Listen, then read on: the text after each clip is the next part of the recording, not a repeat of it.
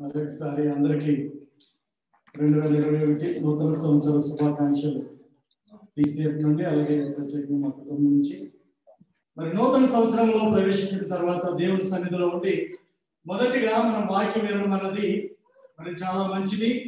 మన ఆత్మీయ జీవితాలకి మన కుటుంబాలకు మరి ఎంతో మేలుకరం.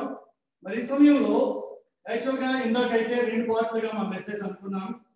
మొదటిది గతించిన సంవత్సరం 2020 గురించి కొన్ని నిమిషాలు చెప్పి, తర్వాత నూతన సంవత్సరం గురించి మరి కొంత సమయం అనుకున్నాం. కానీ మరి నూతన సంవత్సరంలో ప్రవేశించాం. అయినను ఒక 2-3 రెఫరెన్స్లు మరి గతించిన సంవత్సరాన్ని గురించి నేను గుర్తు చేసి ఈ నూతన సంవత్సరంలో దేవుడు మనతో ఏం మాట్లాడినాడో మనం చూద్దాం. మరి దేవుని యొక్క వాక్య భాగంలోనికి మనం వెళ్దాం. మరి దేవుని యొక్క వాక్య భాగంలో మనం చూసినట్లయితే కనుక నేను ఎక్కువగా రెఫరెన్స్లు చదివించడం కానీ త్వరగా వెళ్తాను. ఇక్కడ మరి గతించిన సంవత్సరాన్ని గురించి మనం గుర్తు చేసుకుంటూ ఉన్నప్పుడు ద్వితీయోపదేశకాండం 11వ అధ్యాయం 12వ వచనం మనకి బాగా సుపరిచితమైనటువంటి వచనం. అది ఏంటి అని అంటే, సంవత్సరాన్ని మొదలుకొని సంవత్సరాంతం వరకు దేవుడైన మనల్ని నీ మీద ఉండాలని చెప్పిన మన వాక్యం మనం చూసినట్లయితే అది చదువుతాం. ఒకసారి చూడండి. ద్వితీయోపదేశకాండం 11వ అధ్యాయం 12వ వచనంలో, అది ఆకాశ వర్షాలము కాను, అది నీ దేవుడైన యెహోవా లక్ష్య పెట్టి దేశం. నీ దేవుడైన యెహోవా కన్నులు సంవత్సరాది మొదలుకొని సంవత్సరాంతం వరకు ఎల్లప్పుడూ దాని మీద ఉండను. మరి గతించిన సంవత్సరం అంతా దేవుని యొక్క మరి కృప, మరి దేవుని యొక్క దయ, మరి ఆయన యొక్క చూపు మన అందరి మీద ఉంది. మరి దేవుడు మన అందరినీ కాచి కాపాడినటువంటి దేవుడు. మరి యొక్క ఈ నూతన సంవత్సరాన్ని దేవుడు మనకు అనుగ్రహించడానికి కృప చూపించినటువంటి దేవుడు. అలాగే కీర్తన గ్రంథంలో మనం చూసినట్లయితే కీర్తన గ్రంథం 40వ అధ్యాయం 5వ వచనం, యెహోవా నా దేవా, నీవు మా ఎడల జరిగించిన ఆశ్చర్య క్రియలను, మా ఎడల నీకున్న తలంపులను బహు విస్తారములు. వాటిని వివరించి చెప్పేదని అనుకుంటున్నా అవి లెక్కకు మించి ఉన్నవి. నీకు సాటి అయిన వాడు ఒకడును లేడు. మరి గతించిన సంవత్సరాల్లో అయితే మనం చూసినప్పుడు యెహోవా దేవా నా దేవా, నీవు మా ఎడల జరిగించిన ఆశ్చర్య కార్యములు, మరి అనేకములు దేవుడు చేసినటువంటి ఆశ్చర్య కార్యాలు. ఇప్పుడే మనం నిలబడి సాక్ష్యాలు కూడా మనం చెప్పారు కొంతమంది కుటుంబాలు. మరి దేవుడు చేసినటువంటి ఆశ్చర్య కార్యాల్లో మరి ఒకటి ఏంటి అంటే 2020 సంవత్సరంలో మరి నిర్గమాకాండంలో మనం చూస్తూ ఉంటాం. ఏంటి అని అంటే నిర్గమాకాండం 12వ అధ్యాయం 13వ వచనంలో, మరణదూత సంచరించుచూ ఉండగా ఐగుప్తుల మధ్య ఇశ్రాయేలీయులు ఉన్నప్పుడు, మరణదూత సంచరిస్తూ ఉన్నప్పుడు ఎవరి ఇంటి గుమ్మం మీద ఆ బలి అయిపోయినటువంటి గొర్రె పిల్ల రక్తము ఉండునో ఆ కుటుంబము రక్షించబడునని చెప్పి దేవుడు యొక్క అక్కడ ఒక ఆజ్ఞ ఇవ్వడం జరిగింది.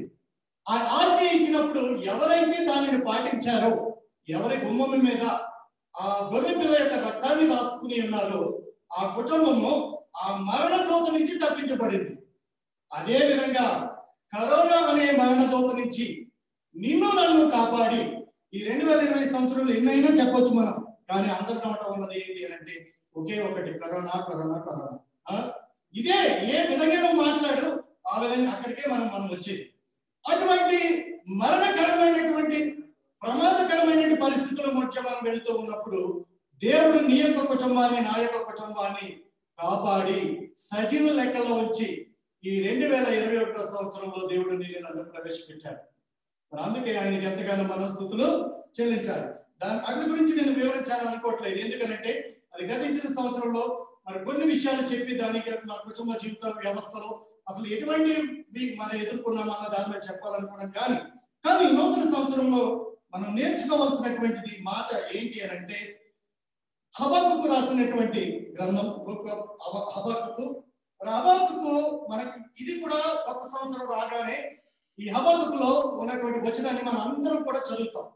అలాగే ఇక్కడంటే లేదు కానీ మనకి ఇండియాలో విలేజెస్ లో అయితే కనుక ఒక నూతన సంవత్సర శుభాకాంక్షలు అని చెప్పి ఒక పాంప్లెట్స్ వేయించి ప్రతి ఇంటింటికి అంటిస్తూ ఉంటారు.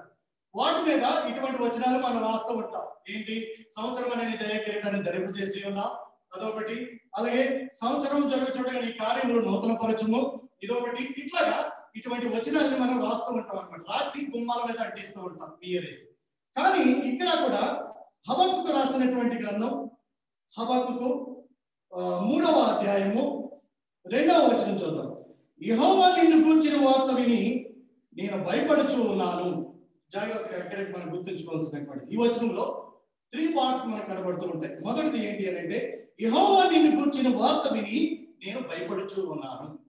2, యెహోవా సంవత్సరములు జరుగుతుండగా నీ కార్యము నూతన పరచుము. 3, సంవత్సరములు జరుగుతుండగా నీ కార్యమును నూతన పరచుము, సంవత్సరములు జరుగుతుండగా దానిని తెలియజేయము, కోపించుచునే వాత్సల్యమును జ్ఞాపకమును తెచ్చుకును.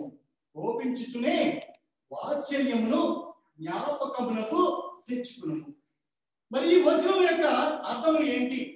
నేను చాలా సార్లు కూడా ఈ వచనం మీద వాక్యం చెప్పాను. నూతన సంవత్సరం రాగానే ఇది తీసుకుని చెప్పినప్పుడు ఆ నూతన నూతన నూతన మీద వెళ్ళిపోయారు. కానీ రీసెంట్ గా few days back, last week అనుకుంటా, మరి దేవుడు నాకు ఒక ప్రాంప్ట్ ఇచ్చి ఈ వచనం ఇంతకాలం నేను చెప్తూ ఉన్నాను, అసలు ఈ వచనం వెనక్కి దాగి ఉన్నటువంటి గూఢార్థము లేకపోతే హబక్కుకు ఇది రాయడానికి కారణం ఏంటి, మరి ఆ యొక్క రీసెర్చ్ నేను చేయాలని చెప్పి దాని మీద కూర్చున్నప్పుడు దేవుడు నాకు ఇచ్చినటువంటి గొప్ప తలంపులు ఇవి. ఏంటి అని అంటే, అసలు హబక్కుకు ఇది రాయడానికి కారణం ఏంటి? మరి కొన్ని నిమిషాలు ఓపిక పట్టిన దయతో నేను త్వరగా ముగించేస్తాను. హబక్కుకు ఈ మాట రాయడానికి కారణం ఏంటి? అసలు ఎవరి గురించి ఈ మాట చెప్తూ ఉన్నాడు? హబక్కుకు బుక్ ఆఫ్ హబక్కులో 3 అధ్యాయాలు ఉన్నాయి. 3 అధ్యాయాలు ఉన్నాయి. ఆ 3 అధ్యాయంలో ఈ 3వ అధ్యాయం ప్రత్యేకమైనటువంటిది, ఒక ప్రత్యేకమైనటువంటిది. ఎందుకు ప్రత్యేకమైనటువంటిది అని మనం ఆలోచించినట్లయితే, ఈ హబక్కుకు ఎవరు అని అంటే ఒక ప్రవక్తగా మనం చెప్పుకోవచ్చు. ఆ ప్రవక్త అయినటువంటి హబక్కుకు ఆయనకున్నటువంటి ప్రశ్నలు, ఆయన జీవితంలో తలెత్తినటువంటి ప్రశ్నలు ఆయన్ని కవర్ పెడుతూ ఉన్నాయి. ఎటువంటి ప్రశ్నలు అంటే కనుక, ఈ హబక్కు గ్రంథం రాయబడడానికి కారణం, నేను ఇంకా రిఫరెన్సులు తీసి అన్ని చదివించాలంటే అవ్వదు. ఈ హబక్కు గ్రంథం రాయడానికి కారణం ఏంటి అని అంటే, యూదా జనాంగం అంటే దేవునికి ఇష్టమైనటువంటి బిడ్డలు త్రోవ తప్పిపోయి దేవునికి వ్యతిరేకంగా, దుర్మార్గంగా, దేవునికి అవిధేయులుగా నడుస్తున్నటువంటి సందర్భంలో ఈ హబక్కుకి తలెత్తినటువంటి 2 ప్రశ్నలు. అది మొదటి ప్రశ్న 1వ అధ్యాయం నుంచి మనం చూస్తాం. రెండవ ప్రశ్న 2వ అధ్యాయం నుంచి మనం చూస్తాం. జాగ్రత్తగా వినాలి. 2వ అధ్యాయంలో చూస్తాం. మొదటి ప్రశ్న ఏంటి అని అంటే, హబక్కుకి ఈ యూదా జనం ఇంత చెడిపోయి ఉన్నారు, ఇంత భయంకరంగా ఉన్నారు, అసలు వీరిని దేవుడు శిక్షించడా?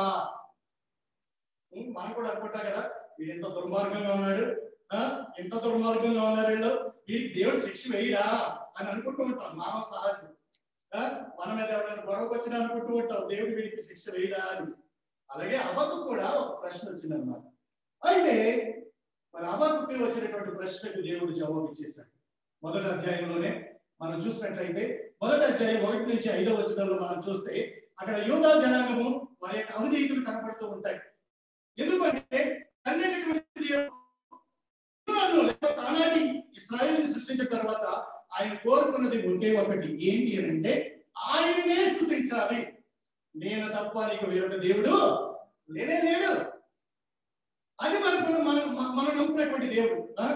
అలాగే కొంతమంది అంటారు, నువ్వు అది నమ్ముకోను ఇది నమ్ముకోను ఏదైనా ఒకటే, అన్ని వచ్చి ఒక దాంట్లోనే కలుస్తాయి అని అంటూ ఉంటారు. కాదు. మనం నమ్మే దేవుడు ఒకే ఒక దేవుడు. మరి ఆయనకున్నటువంటి జలస్ ఉన్నది ఏంటి అంటే, నన్నే పూజించాలి, నన్నే ఆరాధించాలి, నన్ను తప్ప నువ్వు వేరొక దేవుడిని నువ్వు ఆరాధించడానికి వీల్లేదు. అయితే ఈ యూదా జనం ఏం చేశారంటే, ఆయన తప్ప ఆయన పక్కన పెట్టేసి, చాలా సార్లు మనం కూడా మనకు మేలు చేసిన వాళ్ళు మనం మర్చిపోతూ ఉంటాం. ఈ యూదా జనం అదే చేశారు. దేవుడు చేసినటువంటి మేలుని మర్చిపోయి వేరొక దేవుడిని ఆరాధించడం, వారి యొక్క దుర్మార్గతను బట్టి, వారు ప్రవర్తిస్తున్న తీరుని బట్టి ఈ హబక్కుకు ఏం చెప్తాడంటే, వీరిని శిక్షించవా అంటాడు. మరి మనం నమ్ముకున్న దేవుడు రోషం కలిగిన దేవుడు. శిక్షించడా అంటే శిక్షించాడు. 5వ అధ్యాయం మొదటి అధ్యాయం 6వ వచనం నుంచి మనం చూసినప్పుడు అర్థమవుతుంది ఏ విధంగా వాళ్ళకి శిక్ష వచ్చింది. బానే ఉంది. ఆ శిక్షించడానికి యూదా జనాంగాన్ని ఎవరిని ఎన్నిక చేశాడు? ఇక్కడ ఇంకోటి లిస్ట్. హబక్కుకి మళ్ళీ ఇంకొక ఆలోచన వచ్చేస్తూ ఉంటది. ఏమని అంటే, ఏంటి యూదా జనాంగాన్ని శిక్షించవా అని చెప్పి ఒక ప్రశ్న వేసినప్పుడు హబక్కుకు వెంటనే జవాబిస్తూ ఉంటాడు. ఎటువంటి జవాబు అంటే కనుక, ఆ సమయంలో మరి యూదా జనాంగాన్ని శిక్షించడానికి ఎవరిని ఎన్నిక చేశాడు దేవుడు? ఎవరిని ఎన్నిక చేశాడు అని అంటే బబులోనీయులను ఎన్నిక చేశాడు. బబులోనీయులను ఎన్నిక చేశాడు. బబులోనీయులు ఎటువంటి వారు? బహు క్రూరమైనటువంటి వారు. సర్వ ప్రపంచంలోనే బహు క్రూరమైనటువంటి వారు బబులోనీయులు. వారు వారి యొక్క బలమే వారి యొక్క దేవతగా వారు భావించి విర్రవీగిపోతున్నటువంటి జనాంగం బబులోను రాజ్యం. అటువంటి బబులోనును ఈ యోధాను శిక్షించడానికి దేవుడు ఎన్నిక చేశాడు. మరలా హబక్కుకి ఇక్కడ ఒక ప్రశ్న వచ్చింది.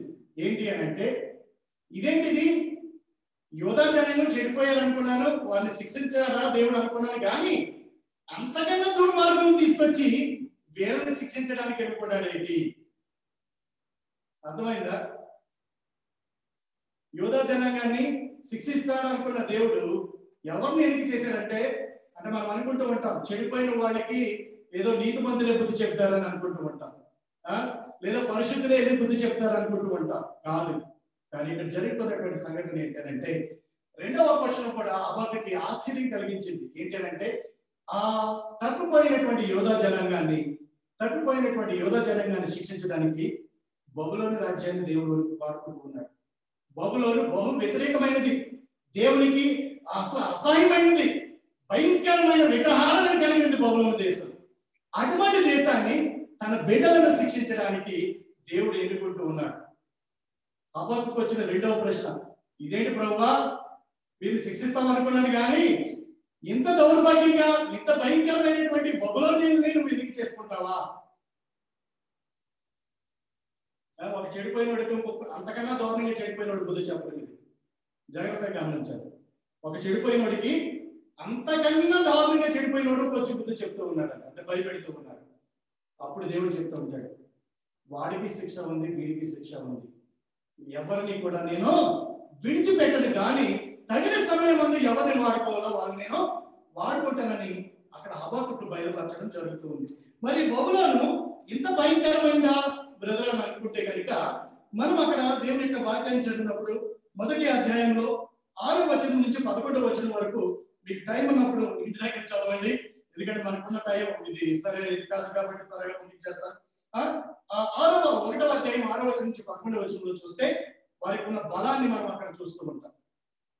ఎటువంటి బలం అంటే, తమ బలమే తమ దేవతగా భావించేవారు. ఈ బబులోని తమ బలమే తమ దేవతగా భావించి వారికి ఉన్నటువంటి సైన్యాన్ని బట్టి, వారికి ఉన్నటువంటి బలగాన్ని బట్టి, వారికి ఉన్నటువంటి సామర్థ్యాన్ని బట్టి విర్రవీగిపోయి ఆనాటి కాలంలో సర్వ ప్రపంచాన్ని కూడా జయించాలనుకుని వారు ఎదురు చూసిన వారు. మరి అటువంటి టైంలో మనం చూస్తే కనుక ఇది బబులోనీయులు 3 సార్లు ఈ యోధా జనాంగం మీద దండెత్తడం జరుగుతూ ఉంటుంది. చాలా జాగ్రత్తగా మనం ఇక్కడ ఆలోచించవలసిన విషయం ఏంటి అంటే, దేవుని బిడ్డలు వీరు, దేవుని చేత ఎన్నిక చేయబడిన వారు ఈ యోధా జనాంగం అంటే ఇశ్రాయేలీయులు. మరి దేవుని చేత ఎన్నిక చేయబడిన వారు ఈ బబులోనీయుల చేత 3 సార్లు భయంకరంగా హింసించబడ్డారు. మొదటిది క్రీస్తుపూర్వం 605లో మనం చూస్తే కనుక ఈ బబులోనీయులు కర్మేష్ అనే యుద్ధం అంటే ఈజిప్ట్ని జయించడానికి ఒక యుద్ధానికి వెళ్తూ ఉంటారు. ఆ యుద్ధానికి వెళ్ళిన తర్వాత ఆ యుద్ధానికి వెళ్ళి తిరిగి వస్తూ బబులోను ఈ యోధా మీద పడుతూ ఉంటారు. యోధా జనాంగాన్ని వారు శిక్షించడానికి వచ్చి వెళ్తూ ఎవరిని తీసుకుని వెళ్ళిపోయారు తెలుసా? అది మనోడు నిజంగా నాకు తెలియదు. ఈ యొక్క నేను స్టడీ చేస్తే నాకు అర్థమైంది. దానియేలుని ఆ 3 ఫ్రెండ్స్ ని కలిపి ఆ ఫస్ట్ దండయాత్ర యోధా జనాంగం మీద వారు ఈజిప్ట్ అంటే చివరి రాజ్యం అంటే ఇంకా ఈజిప్ట్ జయిస్తే ఎవ్రీథింగ్ దే వాన్, మొత్తం అన్ని రాజ్యాన్ని జయించేశారు. అప్పటికి తిరిగి వెళ్తూ బబులోనికి వెళ్తూ యోధా జనాంగాన్ని వారు తిరిగి వెళ్తూ ఈజిప్ట్ని జయించి చివరి రాజ్యం అన్నమాట అది జయించుకుని వెళ్ళిపోతూ ఈ యోధా జనాంగం మీద పడి అక్కడ కొంతమందిని బందీలుగా తీసుకెళ్ళిపోతే వారిలోని దానియేలు యొక్క 3 ఫ్రెండ్స్ అక్కడ కనబడుతూ ఉంటారు. దానియేలు తన యొక్క 3 ఫ్రెండ్స్, దానియేలు గ్రంథం గురించి మనకు తెలుసు. మన దానియేలు మన దేవుని కొరకు ఏ రీతిగా నిలబడ్డాడో అక్కడ మనకు తెలుసు. దానియేలు అతని 4 ఫ్రెండ్స్. అది అయిపోయిన తర్వాత మరలా 3 years కి మరలా వారు యోధా మీదకి దండెత్తి వచ్చి మరలా కొంతమందిని అప్పుడే ఆ దండెత్తి వచ్చినప్పుడే యెరూషలేము దేవాలయంలో ఉన్నటువంటి సొమ్మును కొలసొమ్ముగా తీసుకుని పోతూ దాదాపుగా 10,000 మందిని బందీలుగా తీసుకెళ్ళిపోవడం జరుగుతూ ఉంది. ఆ రెండవ బ్యాచ్ లోనే యెహెజ్కేలు ఉన్నాడు. మొదటి బబులోను యోధా జనంగా తీసుకువెళ్ళిపోయేటప్పుడు దానియేలు అతను 4 ఫ్రెండ్స్ అయితే, రెండవ దండయాత్ర చేసి యెరూషలేము దేవాలయంలో ఉన్నటువంటి ఉపకరణాలు మీకు గుర్తుండి ఉండాలి. దానియేలు గ్రంథం చదివినప్పుడు ఆ నెబుకద్నెజర్ రాజుకి ఒక కళ వస్తుంది. ఆ కళ వచ్చినప్పుడు దానియేలుని పిలిచి ఆ గోడ మీద రాస్తుంటే మినే మినే టేకల్ ఉపాసన అని చెప్పి రాస్తున్నప్పుడు అతనికి అర్థం కాక దానియేలుని పిలిచి అడిగితే కనుక అప్పుడు అనుకుంటాడు, మరి నీ రాజ్యం నీళ్ళ నుంచి పోతూ ఉంటుంది. ఎందుకు అంటే నువ్వు దేవుని సన్నిధిలో ఆ దేవుని యొక్క సొమ్మును కొలసొమ్ముగా తీసుకుని వచ్చేసావు. అంటే దుర్మార్గము అన్నది ఎట్లా ఉందో మనం చూస్తూ ఉంటాం అనమాట. అయితే దుర్మార్గులుగా దేవుడు విడిచిపెట్టడు.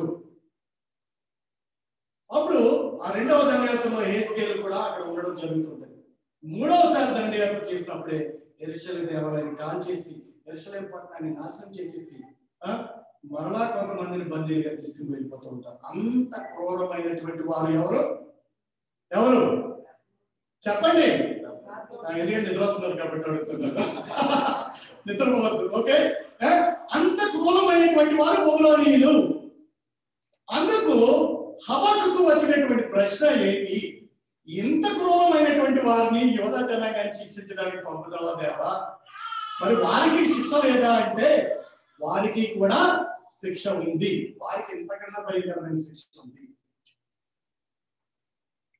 అప్పుడు యోధా జనాంగం బబులోనీయుల చేత శిక్షించబడ్డారు, బంధించబడ్డారు, బాధపరచబడ్డారు. అలాగే బబులోనీయులు వారిని సెరకు తీసుకుని పోయారు. బాగానే ఉంది. మరి ఈయన యొక్క ఈ 3వ అధ్యాయంలో ఈ మాట రాయడానికి కారణం ఏంటి? హబక్కుకు రాసిన గ్రంథం 3వ అధ్యాయం 2వ వచనంలో మనం చదివినటువంటి మాట ఎందుకు రాస్తున్నాడు? యెహోవా నిన్ను గూర్చిన వార్త విని నేను భయపడుచూ ఉన్నాను. యెహోవా సంవత్సరములు జరుగుచుండగా నీ కార్యమును నూతనపరచుము, సంవత్సరములు జరుగుచుండగా దానిని తెలియజేయము, కోపించుచుని వాత్సల్యము జ్ఞాపకమునకు తెచ్చుకునము. ఈ మాట రాయడానికి కారణం ఏంటంటే మరి 2 ప్రశ్నలు ఆయనలో తలెత్తని. వాళ్ళని శిక్షించమంటే దేవుడు శిక్షించాడు, బబులోనికి నీళ్ళు కూడా శిక్ష ఉందని చెప్పాడు. ఆయన క్లారిఫై అయిపోయినాయి ఆయనకు వచ్చినటువంటి ప్రశ్నలు బట్టి. కానీ ఈ మాట ఇక్కడ రాస్తున్నటువంటి మాట ఏంటి అంటే మరలా హబక్కుకి ఒక తలంపు వస్తూ ఉంటది. అయ్యో మరింత వీరు భయంకరంగా శిక్షించబడుతూ ఉంటే శిక్షించబడడం ఆయనకి మరలా భయం వేస్తూ ఉంటది అనమాట. ఎందుకంటే వారిని కూడా శిక్షించకుండా ఉంటే బాగుంటుందేమో అనుకుంటాడు. మళ్ళీ అనుకుని అంటూ ఉంటాడు, నీ వాత్సల్యమును చూపించుచూనే కోపించుచూనే వాత్సల్యమును జ్ఞాపకమునకు తెచ్చుకును. వాత్సల్యం అంటే దేవుని యొక్క ప్రేమ, ఆయన కనికరం. మన తెలుగులో చాలా ఇంకా వేరే అర్థాలు ఉంటాయి. ఆయన వాత్సల్యాన్ని చూపించుచునే కోపించుము అంటూ ఉంటాడు. అంటే తండ్రి మన దేవుడికి ఉన్నటువంటి కోపం అంట, కోపం ఎంతసేపు ఉంటుంది దేవునికి? క్షణము, 6 నిమిషం మాత్రమే ఆయనకున్న కోపం. కాబట్టి అందుకే ఈ హబక్కుకు తెలుసు దేవునికి ఉన్న కోపం క్షణమే. కానీ ఆయన కృప, ఆయన జాలి అనేక సంవత్సరాల తరాలు. ఆ ఒక్క క్షణం తప్ప నువ్వు కాదు అనుకుని ఒక వాత్సల్యాన్ని నువ్వు చూపించినట్లయితే వారి మీద నుంచి ఆ యొక్క శిక్షను తప్పించగలుగుతావు కదా అనుకున్న భావంలో హబక్కు ఉంటూ ఉంటాడు. ఉండే ఈ మాట రాస్తూ ఉన్నాడు అనమాట. ఎందుకంటే సంవత్సరంలో జరుగుచుండగా నీ కార్యాలు నూతనపరచుదేవా, మరి అలాగే కోపించుచునే వాత్సల్యమును జ్ఞాపకమునకు తెచ్చుకును దేవా. ఎంత విశ్వాసంలోనికి వెళుతూ వచ్చాడంటే హబక్కుకు ఈ 2 అధ్యాయాల్లో మనం చదివితే అర్థమవుతూ ఉంటుంది. ఆయనకు ఉన్నటువంటి అక్కడ ప్రశ్నలు కానీ జవాబులు కానీ ఆయనకు ఉన్నటువంటి సందిగ్ధత కానీ అవన్నిటిని వీడి దేవునిలోనికి ట్రాన్స్ఫరేషన్ అన్నమాట. తన్ను తాను ఏ విధంగా మార్చుకుంటూ వచ్చి చివరికి అతని ఇస్తున్నటువంటి సాక్ష్యం ఏంటంటే నీతిమంతుడు విశ్వాసము మూలముగా జీవించును. నీతిమంతుడు విశ్వాసం మూలంగా జీవించును. అంటే ఎటువంటి విశ్వాసం నీకు ఉండాలి అని అంటే, యోధా జనాంగం మీదకి వచ్చినటువంటి శ్రమలు వచ్చినా కానీ, బబులోనీయుల లాంటి బలస్తులు నీ మీద పడినా కానీ, నిన్ను తీసుకువెళ్ళినా, నిన్ను హింసించినా, నేను శ్రమ పెట్టినా, ఏదైనా కానీ నీవు నీ విశ్వాసాన్ని నీవు కాపాడుకుంటూ, విశ్వాసం అనేది చాలా ప్రాముఖ్యమైనది మన క్రిస్టియన్ ఆధ్యాత్మిక జీవితంలో. దానిని ఎప్పటికీ కూడా మనం పోగొట్టుకోవడానికి వీల్లేదు. మరి ఈ హబక్కుకు నేర్చుకున్నది ఏంటి అని అంటే, అటువంటి వారి ద్వారాగా ఈయన తెలుసుకున్నటువంటి సత్యం ఏంటంటే, నీతిమంతులు విశ్వాసం మూలంగా జీవించును అని చెప్పి.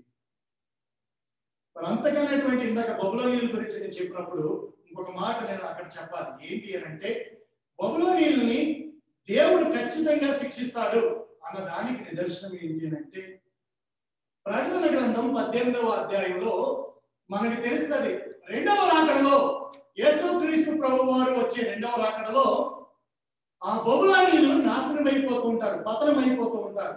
అది మరి ఎంత భయంకరంగా వాళ్ళు అక్కడ అవుతారు అని అంటే, అక్కడ చదువుతారు చూడండి, 18వ వచ్చే ప్రకటన గ్రంథం బబులోను పతనం గురించి అక్కడ చూస్తూ ఉంటారు.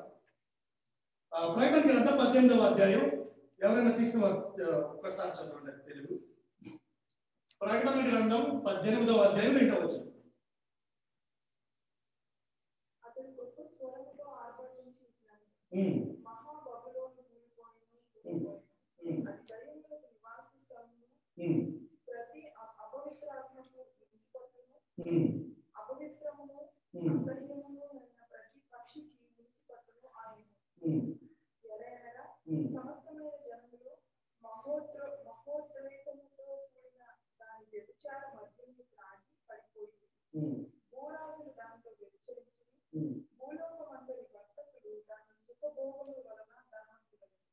ఓకే, ఇంకా మనం 18వ అధ్యాయం చదవండి మీరు ఇంటికి వెళ్ళిన తర్వాత. ఎందుకు ఈ వచనం మనం జ్ఞాపకం చేసుకోవాలంటున్నానంటే, మనం కడవరి దినాల్లో ఉన్నాం. మరి 2021 సంవత్సరం దేవుడు అనుగ్రహించాడు. మరి దేవుని రాకడ ఎప్పుడు వస్తుందో మనకు తెలియదు. ఎందుకనంటే ఈ కరోనా లాంటి ఇవన్నీ కూడా దేవుని రాకడకు సూచనలు.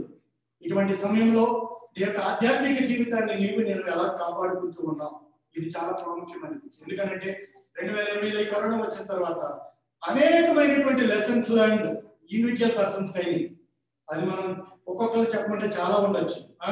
బాధ అయి ఉండొచ్చు, సంతోషం అయి ఉండొచ్చు, ఎలోను కానీ ఉన్నప్పుడు దేవునితో గడిపే విధానం అయి ఉండొచ్చు, లేకపోతే దేవుని గురించి నువ్వు నేర్చుకున్న సత్యాలు అయి ఉండొచ్చు. ఏదైనా కానీ ఈ 2020 చాలా డిఫరెంట్ గా మనకు ఉంది కదా. ఇదంతా కూడా ఏంటి అంటే రెండవ రాకడికి సూచనగా కనపడుతూ ఉంది. దేవుని యొక్క రెండవ రాకడలో ఇటువంటి ఇంకా అనేకమైన సంఘటనలు రావచ్చు మన ముందు. మరి బబులోను లాంటి క్రూరులు వచ్చి మనల్ని హింసించే సందర్భాలు రావచ్చు. ఎటువంటి సందర్భం వచ్చినా కానీ మన యొక్క విశ్వాస జీవితం ఎలా ఉండాలి? ఈ 2021లో మనం ఒక తీర్మానంతో ఇక్కడ దేవుని సన్నిధి నుంచి మనం వెళ్తూ ఉండాలి. ఎటువంటి తీర్మానం అంటే, హబక్కుకు నేర్చుకున్నటువంటి అనుభవం. అతడు నేర్చుకున్న అనుభవం ఏంటి అంటే, తన జీవితం తన ప్రారంభంలో చూస్తే కనుక మొదటి అధ్యాయం 2వ అధ్యాయంలో ప్రశ్నలతో ప్రారంభమయ్యి, భయముతో ప్రారంభమయ్యి 3వ అధ్యాయానికి వచ్చి ఒక పరిపక్వత చెందినటువంటి ఒక విశ్వాసిగా హబక్కుకు కనబడుతూ ఉంటాడు. మరి నీవు నేను కూడా ఆ కోవలోనికి వెళ్తూ ఉండాలి. ఎంత పరిపక్వత చెందిన వాడు అని అంటే, ఈ 3వ అధ్యాయం ఇంకొక 2-3 నిమిషాలు నేను ముగించేస్తాను. ఈ 3వ అధ్యాయంలోనే మనం చదువుతాం చూడండి. 3వ అధ్యాయం 16వ వచనం. నేను వినగా జనుల మీదకి వచ్చేవారు సమీపించు వరకు నేను ఊరుకుని శ్రమ దినము కొరకు కనిపెట్టవలసి ఉన్నది. నా అంతరంగము కలవరపడుచున్నది, నా శబ్దములకు నా పెదవులు కదులుచున్నవి, నా ఎముకలు కులిపోవచ్చున్నవి, నా కాళ్ళు వణుకుచూ ఉన్నవి. ఎందుకనంటే దేవుడు చెప్పాడు కదా, యోధా జనాంగాన్ని శిక్షిస్తానని, లేకపోతే బబులోనీయులు వస్తారని, వారందరినీ కూడా మరలా తిరిగి నేను శిక్షిస్తానని చెప్పాడు కదా. దేవుడు శిక్షించే సమయానికి వారందరూ కూడా శ్రమల గుండా వెళ్ళేటప్పుడు ఆ శ్రమలలో మరి కొన్నిసార్లు మనం చేయని దానికి కూడా మనం ఒక్కొక్కసారి శ్రమ అనుభవించవలసి ఉంటుంది. మాట పడవలసి ఉంటుంది, ఏదైనా జరగవచ్చు. అందుకనే ఇతను గ్రహించుకుని ఆ శ్రమ దినము కొరకు కనిపెట్టుచు అంటూ ఉంటాడు. నేను ఊరుకుని శ్రమ దినం వరకు కనిపెట్టవలసి ఉన్నది, నా అంతరంగం కలవరపడుచున్నది అనేసి ఇంత భయపడుతూ ఇలా చెప్పినటువంటి హబక్కూకు 17వ వచనంలో అంటూ ఉంటాడు, అంజూరపు చెట్లు పూయికుండినను, అంజూరపు చెట్లు పూయికుండినను, ద్రాక్ష చెట్లు ఫలింపకపోయినను, ఒలివ చెట్లు కాపులేకపోయినను, చేనులోని పైరు పంటకు రాకపోయినను, గొర్రెల దొడ్డిలో లేకపోయినను, సాలలో పశువులు లేకపోయినను. ఏమంటున్నాడు? లేకపోయినా లేకపోయినా లేకపోయినా. మనం ఏమంటాం? ఉండాలి ఉండాలి ఉండాలి, ఇవ్వాలి ఇవ్వాలి ఇవ్వాలి, తీసుకోవాలి తీసుకోవాలి. ఇదే కదా మానవ నైజం. కానీ హబక్కూకు అంటూ ఉన్నాడు, ఏమంటూ ఉన్నాడు? పంట పండినా పండకపోయినా, కాయ కాసినా కాయకపోయినా, పశువులు ఉన్నా లేకపోయినా అనే నిశ్చయితకు వచ్చేసాడు. ఇప్పుడు శ్రమ దినమున. మరి రెండవ రాకడికి మనం సిద్ధపడవలసింది ఈ రీతిగానే సిద్ధపడుతూ ఉండాలి. అయ్యో దేవుడు వచ్చే సమయానికి ఇది పోతుంది, మీరు ఇది చేసుకోవాలి అది చేసుకోవాలి, నీకేం అక్కర్లేదు. నీ విశ్వాసాన్ని నేను కాపాడుకుంటున్నాను. 2027లో మనం ప్రయత్నం చేయవలసింది ఏంటి అంటే కనుక నీతిమంతుడు విశ్వాసము మూలముగా జీవించను. హబక్కూకు 2:2 వద్ద చదవండి అక్కడ ఒకసారి మాట. 4వ వచనం.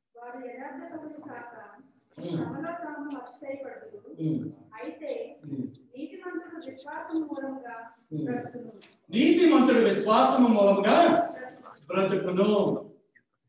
నీతిమంతుడు విశ్వాసము మూలంగా బ్రతుకును. మరి హబక్కూకు నేర్చుకున్నది ఏంటి అని అంటే, శ్రమ దినం కొరకు ఎదురు చూస్తూ భయపడుతూ ఉండి లాస్ట్ గా అతను డిసైడ్ అయ్యింది ఏంటంటే, పంట పండినా పండకపోయినా, గొర్రెలు ఉన్నా లేకపోయినా, ఏమీ లేకపోయినా ఏం చేద్దాం అనుకుంటున్నాడు ఆయన? 18వ వచనం చదువుకోండి. నేను యెహోవా యందు ఆనందించెదను. What a wonderful. అంటే ఆయనకు వచ్చినటువంటి విశ్వాస నిశ్చయిత, ఆయనకున్నటువంటి నమ్మకం చూడండి. మనం చూసినట్లయితే ఇవన్నీ ఉన్నా లేకపోయినా నేను యెహోవా యందు ఆనందించెదను, నా రక్షణకర్త అయిన నా దేవుని యందు నేను సంతోషించెదను. ప్రభువును యెహోవాయే నాకు బలము, ఆయన నా కాలు లేడి కలవలి చేయను, ఉన్నత స్థలముల మీద ఆయన నన్ను నడువ చేయను, నా రక్షణకర్త అయిన నా దేవుని యందు నేను సంతోషించెదను. మరి దినాన్న 2021 మొదటి వర్తమానంలో మనం ఇంటికి వెళ్తూ వెళ్తూ మనం తీసుకువెళ్ళవలసింది ఏంటి అని అంటే కనుక, మనకి ఈ రానున్నటువంటి దినాల్లో 2021 అవ్వచ్చు, లేకపోతే ఇంకా ముందు అవ్వచ్చు. దేవుని రాకడ ఎప్పుడో మనకు తెలియదు. కానీ దేవుని రాకడకు మనం సిద్ధపడే వారంగా ఉంటే కనుక హబక్కూకు లాంటి సాక్ష్యాన్ని మనం కలిగి ఉంటాం. ఇటువంటి సాక్ష్యం ఏది ఉన్నా లేకపోయినా నా ప్రభువు నందు నేను ఆనందిస్తాను, నా దేవుని యందు, నా రక్షణకర్త అయినటువంటి నా దేవుని యందు నేను ఆనందిస్తాను, నా కుటుంబం ఆనందిస్తుంది, నా సహవాసం ఆనందిస్తుంది అనే ఒక నిశ్చయతతో మనం ఇక్కడి నుంచి వెళ్తాం. మరి ఆయన చెప్పినటువంటి 3వ అధ్యాయంలో చెప్పినటువంటి మాట, యెహోవా సంవత్సరములు జరుగుచుండగా నీ కార్యములు నూతనపరచుము అంటూ ఉన్నాడు. యెహోవా నిన్ను గూర్చి విన్నటువంటి వార్తను బట్టి నేను భయపడుచు ఉన్నానంటూ ఉంటాడు. మనం భయపడుతూ ఆయన యొక్క మరి మన యొక్క విశ్వాస జీవితంలో దినదినము నూతనపరచబడుతూ మనల్ని మనం తగ్గించుకుని, మనకి ఏది ఉన్నా లేకపోయినా దేవుడైనటువంటి యెహోవా అయిన రక్షణకర్త, ఆయన ఏదైనా ఆనందం అని చెప్పి ఒక తీర్మానంతో మనం ఇక్కడి నుంచి వెళ్తాం. ఎటువంటి తీర్మానం? ఏది ఉన్నా లేకపోయినా ఆయన ఏదైనా ఆనందము నా సంతోషము అనే ఒక నిశ్చయితతో హబక్కూకు ముందుగా ఎంతో భయపడినటువంటి హబక్కూకు మరి అతను ఉన్నటువంటి విశ్వాసము మనం చూసినట్లయితే, నీతిమంతుడు విశ్వాసం మూలంగా బ్రతుకును, జీవించును. ఈ బైబిల్ గ్రంథంలో చాలా సార్లు మనం చూసాం. నీతిమంతుల గురించి చూసినప్పుడు, విశ్వాసం గురించి చూసినప్పుడు అనేక మంది మనకు గుర్తుకొస్తూ ఉంటారు బైబిల్లో ఉదాహరణ. కానీ ఇప్పుడు 2021లో దేవుడు ఇచ్చినటువంటి మాట ఏంటి అని అంటే కనుక, యెహోవా నిన్ను కూర్చిన వాత విని నేను భయపడుచు ఉన్నాను. అవును, 2వ రాకడ గురించి ప్రకటన గ్రంథం చదివితే దాన్ని ధ్యానిస్తే తెలుస్తూ ఉంటది. మన యొక్క తాత మన అన్ని కూడా వేస్ట్వి అన్నది మనకు అనిపిస్తూ ఉంటుంది. ప్రకటన గ్రంథం కరెక్ట్ గా మనం ధ్యానించినప్పుడు ఆ ప్రకటన గ్రంథంలో నీకు భయం వేస్తూ ఉంటది. ఇందాక బబులోను గురించి చెప్పాను కదా, ఎంత విరవీగిపోయారో వారు. సర్వరాజ్యాన్ని ప్రపంచాన్ని జయించాలనుకున్నారు, కానీ దేవుడు వారికి కూడా శిక్ష విధించడానికి సిద్ధపడుతూ ఉన్నారు. 2వ రాకలో వారి పాత్ర చాలా ప్రాముఖ్యంగా ఉంటుంది. ఒకే దేవుడు, ఒకే రాజ్యం, ఒకే దేవుడు, ఒకే రాజ్యం అనే నినాదంలో వాళ్ళే మొదటి వారికి కనపడుతుంటారు. అందుకే దేవుడు వారిని ఎంత ఇదిగా శిక్షిస్తాడంటే అంత ఇదిగా శిక్షిస్తారు. అయ్యో బబులోను కూలిపోయినాయి ఏడుస్తూ ఉంటారంట. అటువంటి శ్రమలు రాబోతూ ఉన్నాయి. ఈ శ్రమల్ని మనం గుర్తు చేసుకుంటూ మన దేవుని యందు మనం ఆనందిద్దాం. ఈ 18వ వచనంలో హబక్కూకు చెప్తున్నటువంటి మాట ఏంటంటే, నేను దేవుని యందు ఆనందిస్తూ ఉన్నాను. శ్రమ దినం కొరకు కనిపెడుతూ ఉన్నాడంట. అలాగే తన ఇంట్లో ఏమున్నా లేకపోయినా కానీ నేను దేవుని యందు ఆనందిస్తూ ఆయన కోసం ఎదురు చూస్తూ ఉన్నాను. మరి మన దేవుని రాకడకు మనం ఎదురు చూసే వారంగా ఉందాం. 2021లో మనందరం కూడా ఒక తీర్మానంతో ఇక్కడి నుంచి వెళ్దాం. కలుపుకోండి. ఒక 1 మినిట్ మన ప్రార్థన అందరూ తల వచ్చినట్లయితే 1 మినిట్, నేను ఎక్కువసేపు చేయను, మళ్ళీ నిద్ర వస్తారు మీరు అందరూ. 1 మినిట్ మనం రిమైండ్ చేసుకుందాం. ఇప్పుడు ఉన్నటువంటి మాటల్లో ఒక్కసారి గుర్తు చేసుకుందాం. మరి యూదా జనాంగం మరి దేవునికి ఎంతో ఇష్టమైన జనాంగం, కానీ దేవుడు వారిని శిక్షించగా విడిచిపెట్టలేదు. వారిని శిక్షించడానికి వారి కంటే భయంకరమైనటువంటి క్రూరమైనటువంటి ఒక బబులోను రాజ్యాన్ని దేవుడు ఎన్నిక చేసుకుంటూ ఉన్నాడు. మరి దేవుడు వారిని కూడా విడిచిపెట్టినట్టు ఉన్నాడు. దేవుడు ఎవరిని విడిచిపెట్టడు. అయితే మరి హబక్కూకు నుంచి మనం నేర్చుకున్నటువంటి మాట ఏంటి అంటే, మరి యెహోవాని గురించి విన్నటువంటి మాట మరి నాకు భయము పుట్టిస్తుంది అంటూ ఉంటాడు. ఆయన కార్యాలు నూతన పరుస్తూ ఉంటాడు అంటున్నాడు. మరి దేవుడు సంవత్సరంలో జరుగుతుండగా మరి ఆయన కార్యాలు నూతన పరిచే దేవుడు. నీపై నా పైన వాత్సల్యత చూపించే దేవుడు. ఆయన కోపము మరి నా క్షణం మటుకే ఉంటది, కానీ ఆయన వాత్సల్యత మరి ఎన్నో సంవత్సరాలు తరతరాల నుంచి కూడా చూపిస్తూనే ఉన్నాడు. మరి 2021 సంవత్సరంలో మరి ఆయన వాత్సల్యతకు మన పాత్రలు కావాలని చెప్పి మనం దేవుని అడుగుదాం. మరి అందరూ కూడా మనసు ఒక్క నిర్ణయంతో, ఒక తీర్మానంతో మనం ఇక్కడి నుంచి వెళ్దాం. మరి ఎటువంటి శ్రమలు వచ్చినప్పటికీ, మరి కరోనా లాంటిదే కాదు కానీ అంతకన్నా భయంకరమైనటువంటి శ్రమలు వచ్చినా కానీ మరి నేను దేవుని యందు ఆనందిస్తాను. హబక్కూకు చెప్పిన రీతిలో దేవుని యందు నేను ఆనందిస్తాను. రక్షణకర్త అయిన యెహోవాను నేను స్తుతిస్తాను, మరి ఆయన్ని ఆరాధిస్తాను అంటున్నాడు. అట్టి తీర్మానంతో మనం వెళ్దాం. ఎటువంటి శ్రమల గుండా వెళ్ళినా, ఏ విధంగానైనప్పటికీ మరి దేవుని యందు మనం ఆనందించేవారమే. మరి మనం ప్రార్థించుకుందాం. మహాగణుడు పరిశుద్ధుడా, నా ప్రియ పరలోకపు తండ్రి, నీ ఘనమైన నామానికి లెక్కలేని స్తుతులు స్తోత్రాలు చెల్లించుకుంటున్నాము. గొప్ప దేవుడా, సజీవుడా, సర్వోన్నతుడా, సర్వాధికారి తండ్రి, నువ్వు గొప్ప దేవుడు నాయన. ప్రభా, నువ్వు ప్రేమామూర్తివి, కరుణామయుడు దేవా, నీకే వందనాలు స్తోత్రాలు. ఇదిగోనైనా 2020 సంవత్సరం అంతా ఆయన ప్రభా మరి కరోనా అని చెప్పి అనేకమైనటువంటి శోధనలు శ్రమలు గుండా వెళ్ళినప్పటికీ ఆయన మరి మమ్మల్ని అందరినీ కూడా నువ్వు భద్రపరిచి మరి యొక్క నూతన సంవత్సరాన్ని మా యొక్క కుటుంబాల్లో మీరు అనుగ్రహించినందుకు వందనాలు స్తోత్రాలు దేవా. ఇదిగోనైనా మరి 2021లో ప్రభా మా యొక్క తీర్మానాలు ప్రభా నీలో మేము ఎల్లప్పుడు ఆనందించే వరంగా మేము ఉండడానికి, ఆయన మరి మేము పొందుకున్నటువంటి ఆనందాన్ని మేము ఇతరులకు షేర్ చేసే వరంగా ఉండడానికి, నిన్ను నమ్ముకున్న మేము, నీ రక్షణ పొందుకున్న మేము, నీ రక్షణ తెలియని వారికి తెలియపరిచే వారిగా ఉండడానికి మీరు మమ్మల్ని అందరినీ దుఃఖాలు అందించున్నాం ప్రభా. నీకే వందనాలు స్తోత్రాలు. అదిగో మరి యెరూషలేము పాడైపోయిందని చెప్పి యెరూషలేము గురించి కన్నీరు కార్చిన దేవుడు ప్రభా. ఆయన అంతకన్నా భయంకరమైన శ్రమలు రాబోతున్నాయని నీ వాక్యం సెలవిస్తుంది ప్రభా. ఇదిగోనైనా మరి యెరూషలేము క్షేమం కోసం నువ్వు ప్రార్థించమని చెప్పిన దేవుడు నాయన, మేము ఎల్లప్పుడూ కూడా ప్రార్థించే వారికి ఉండడానికి సహాయం చేయండి. మరి ఇప్పుడు ఈ యొక్క నూతన సంవత్సర కూడికలో ప్రభా మరి ఆన్లైన్ కాల్లో కానీ నీ దేవుని సన్నిధిలో ఉన్నవారు కానీ మరి ప్రతి ఒక్కొక్కరిని కూడా ప్రభా మరి దీవించి ఆశీర్వదించండి ప్రభా.